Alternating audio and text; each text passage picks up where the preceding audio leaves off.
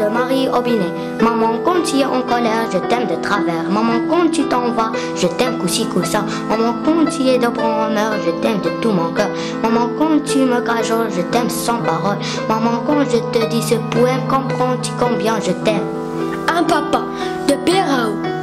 Moi, un papa à pluie, tu me fais un abri. Tant j'ai peur de l'ennui, mon papa a tonnerre. Je ne sais pas toi faire, tant il est en tolère. Mon papa à sol, avec qui je m'envole. Tant il rigole, mon papa tout autour. Je fais en ce jour avec tout mon amour. La fourmi, Robert Desnos, une fourmi de 18 mètres avec un chapeau sur la tête. Ça n'existe pas, ça n'existe pas. Une fourmi traînant un char plein de pingouins et de canards. Ça n'existe pas, ça n'existe pas. Une fourmi parlant français, parlant latin et javanais. Ça n'existe pas, ça n'existe pas. Et pourquoi pas? Chanson d'automne de Paul Verlaine. Les sanglants longs des violons de l'automne blessent mon corps d'une longueur monotone. Tout suffocant et blême, quand son l'heure, je me souviens des eaux anciens et je pleure. Et je m'en vais et vent mauvais qui m'emporte de ça, de là, pareil à la feuille morte. Le semeur de Victor Hugo. C'est le moment crépusculaire. J'admire assis sous un portail. Je reste 2 jours dans ces clairs, la dernière heure de travail. Dans les terres de nuit baignées, je contemple ému les haillons d'un vieillard qui jette à poignée la maison future oscillant. Sa haute silhouette noire domine les profonds labours. On sent à quel point il doit croire à la fuite utile des jours. Il marche dans la plaine immense, va-vient, lance la graine au loin, rouvre sa main et recommence. Et je médite obscur témoin, pendant que déployant les voiles, l'ombre où se mêle une rumeur semble élargir jusqu'aux étoiles le geste auguste du semeur. Une image dans mon corps de Georges Darmon. Une image est dans mon corps, adorable et parfumée, plus charmante qu'une fleur. Une image bien aimée, une image est dans mon corps, plus charmante qu'un poème. Je lui parle avec bonheur, elle lui dit combien je l'aime. Elle sourit tendrement, parfois se fait sévère, pleure ses yeux du tourment, c'est l'image de ma mère. Cette couleur magique de Mimi Doyen, rouge comme un fruit de Mexique, orangé comme le sable d'Afrique, jaune comme les girafes chics, vert comme un sorbet de Jamaïque, bleu comme les vagues du Pacifique, indigo comme un papillon des tropiques, violet comme les volcans de Martinique. Qui donc est aussi fantastique? Est-ce un rêve ou est-ce véridique? C'est dans le ciel magnifique l'arc de cette couleur magique.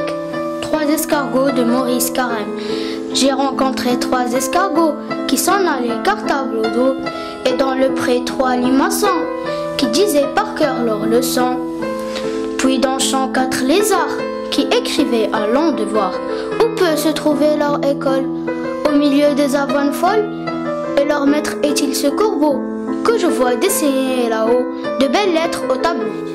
Les larmes du crocodile de Jacques Charpentreau.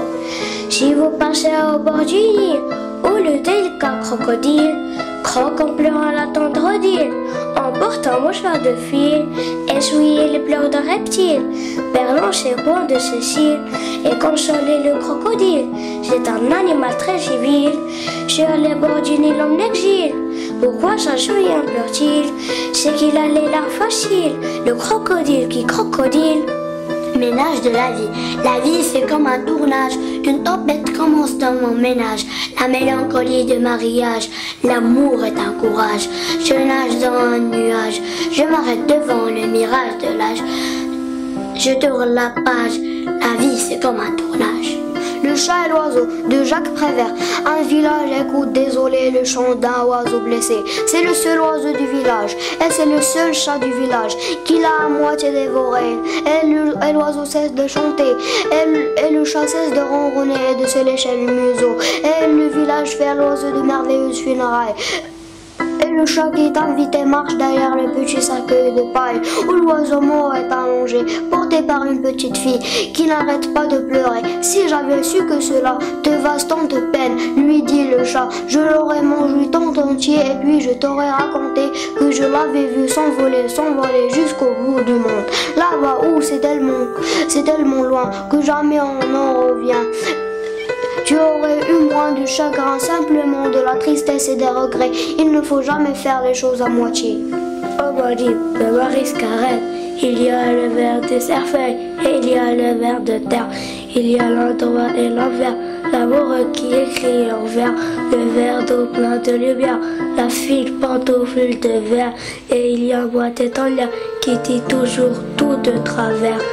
Le chat blanc de Manon, un petit chat blanc qui faisait semblant d'avoir mal aux dents, disait en miaulant, souris mon ami, j'ai bien du souci.